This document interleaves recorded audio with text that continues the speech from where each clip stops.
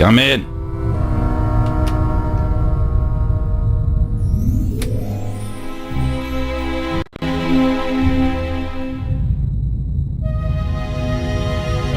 Constable?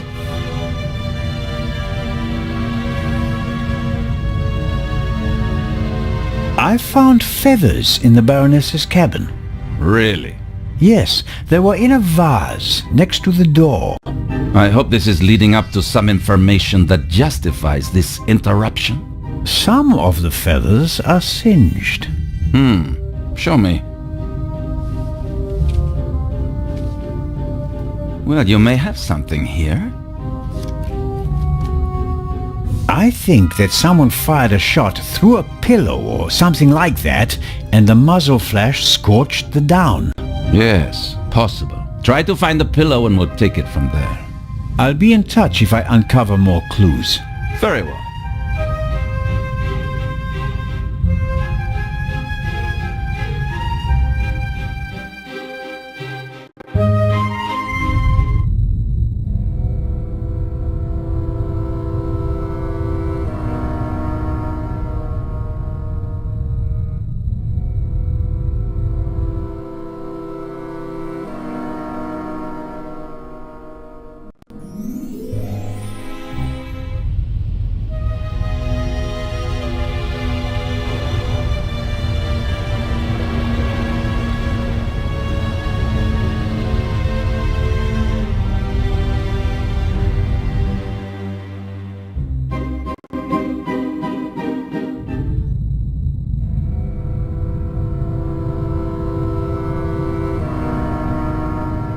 Why were the down feathers tossed in the vase?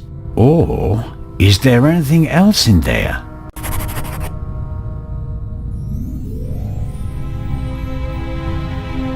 There may be something else in the vase, but the neck is too narrow to reach in with my hand.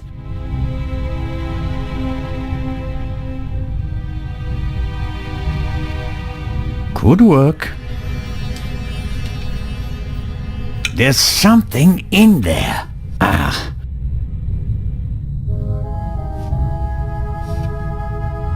Someone stuffed this in the vase. Looks like it's been used to muffle a gunshot. If this isn't an important discovery, I don't know what is. Legrand, here I come.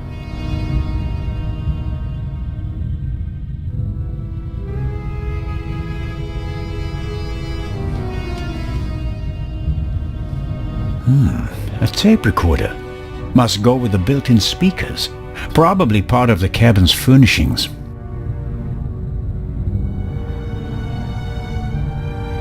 The tape recorder is older than the hills, but it was once very expensive. Top of the range. And it doesn't come cheap.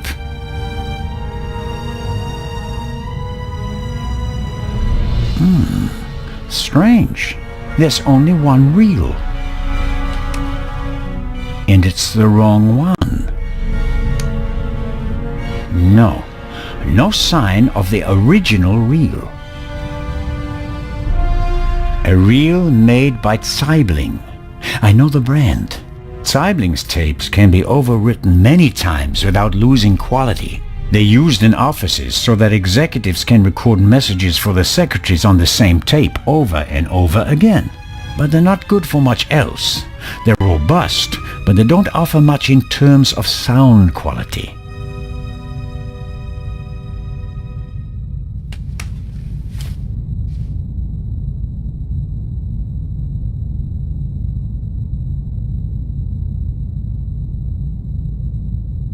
There's still blood on the mattress.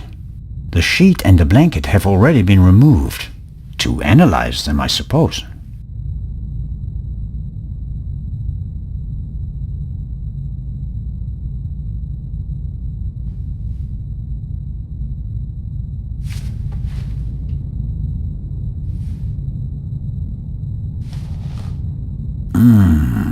Nothing.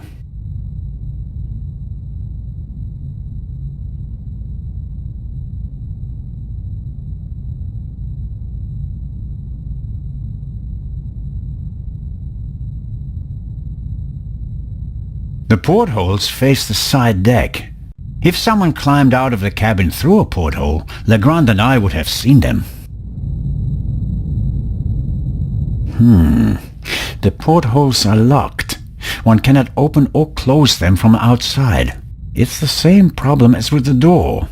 If someone left the cabin through the porthole, how did they lock it? And the Baroness wasn't shot from outside. The doctor said she was shot at close range.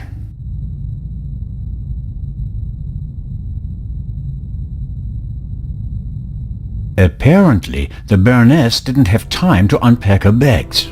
Or rather, didn't have time to tell her butler to unpack them for her. Sifting through all that would take ages. But here, the Baroness's handbag. Aha!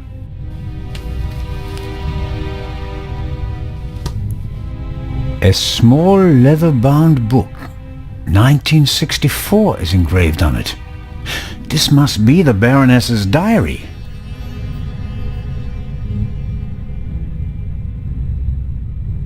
Cosmetics, a handkerchief, a spectacles case.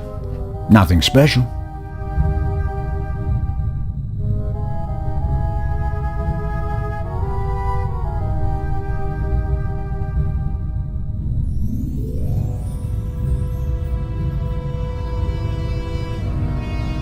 Let's see.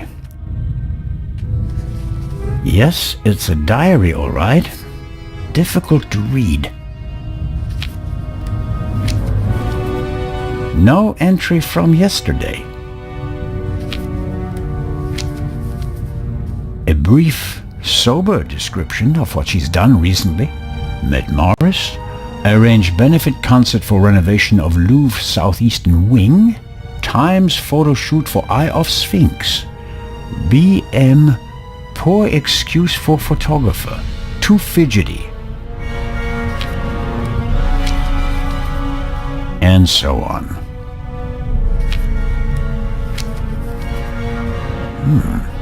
This entry looks strange. The handwriting is shaky, difficult to read. Dreamt of Bobby. Yesterday would have been his birthday. Next week, Jay's.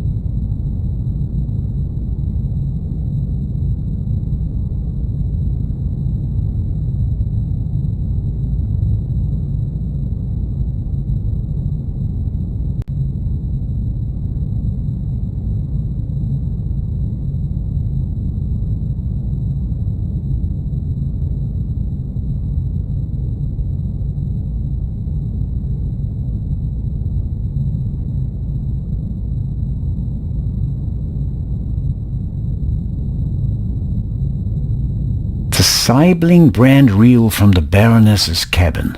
The tape that came on it and the reel that belongs to the player are both gone. What a discovery! This pillow was obviously used to muffle a shot. Legrand, here I come. I wonder what information Legrand is keeping from me. If I didn't know better, I'd say he was hiding something. The metal of the tongs feels cold from the smooth handle all the way to the tips. Small, even stones, probably easier to handle on a ship than real soil. I guess our stowaway knocked me out. Whatever his story is, he's not a thief. Nothing's missing from my wallet.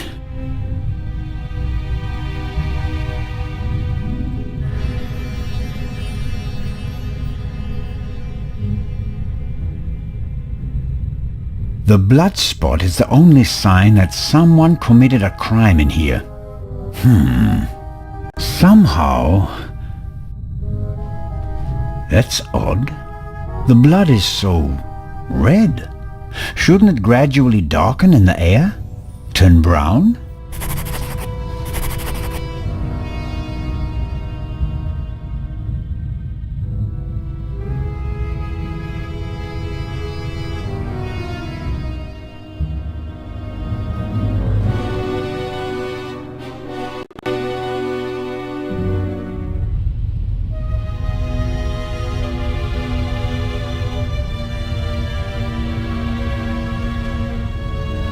Hello, Mr. Inch.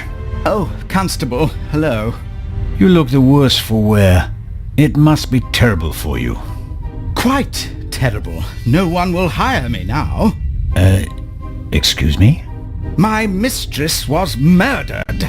Would you hire a butler who's been mixed up in a murder? But if it turns out that you're not guilty... If. But what if not? Who else would they blame? There are no gardeners on this ship. I understand your problem. Under these circumstances, I'm sure you'd answer some questions that could help clear your name, wouldn't you? Of course. Did you notice anything suspicious last night? No, sir. After the Baroness went to the saloon, I went to the forecastle. I was there until the alarm went off. I went to the side deck and arrived shortly after Professor Lucien and Miss Miller. We found you and Inspector Legrand there. You were unconscious, and the inspector asked us to take care of you. Did you hear the gunshot? No, just the alarm, sir. You said you were on the forecastle. It sounded like the Baroness let you have the rest of the night off. Not entirely, sir. One of the crew informed me that the Baroness wanted to be roused at 10:15. Right. Why was that? I suppose that she wanted to toast the success of the journey with the captain and the other passengers. She hadn't intended to take a nap then? That was not her way, sir. She had a lot of spirit, shall we say, when it came to social engagements and a glass or two of champagne. The Baroness's cabin seems to have been ransacked. Indeed, sir, by the Baroness herself. Really? She was searching for something the entire afternoon. And did she find it? I think she did, sir, yes. She was in high spirits when she finally left her cabin. You wouldn't happen to know what she was looking for, would you? I'm afraid not.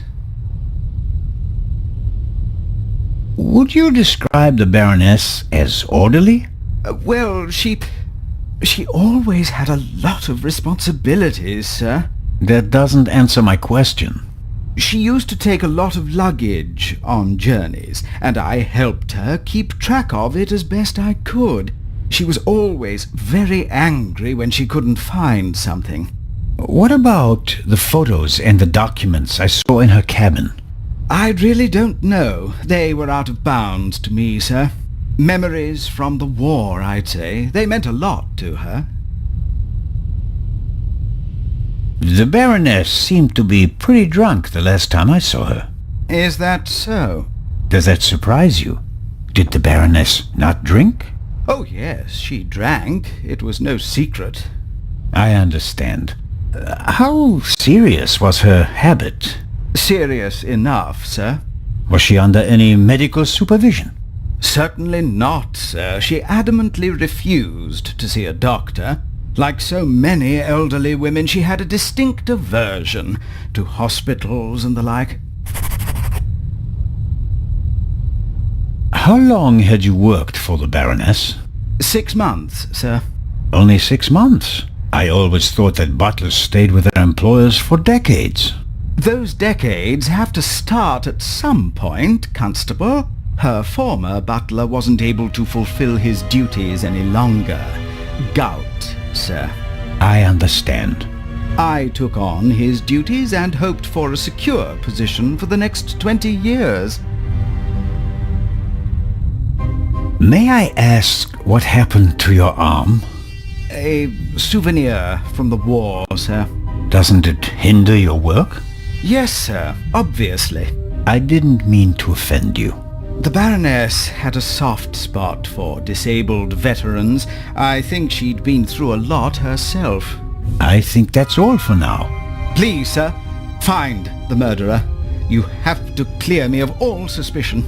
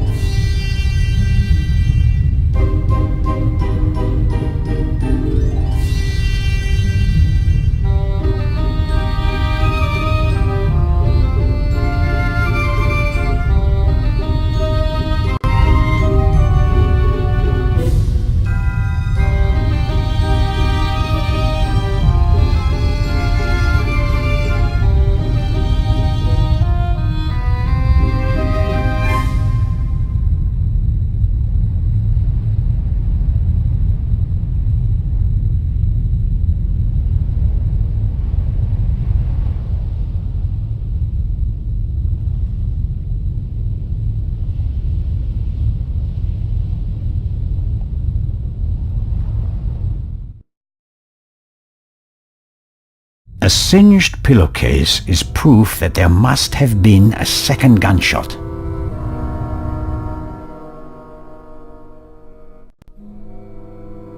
Inspector?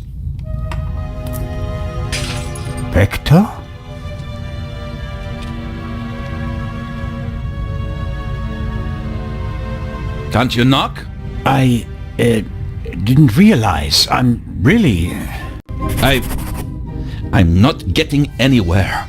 I'm going to question each passenger individually. Anyone without an airtight alibi will be checked for gunshot residue. But, Inspector... People trip up when you put pressure on them, Constable Zellner. The Raven is nervous. He's changed his methodology and become a murderer.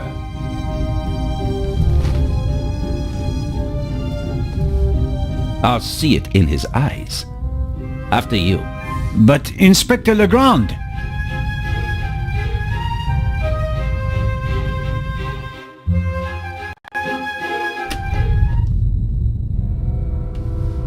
We have no proof that the Raven and the murderer are the same person. Quite the opposite. The Baroness's message hints at the fact that she knew the murderer and that he'd killed before. You may not know it, but I do. I will catch him with or without your help.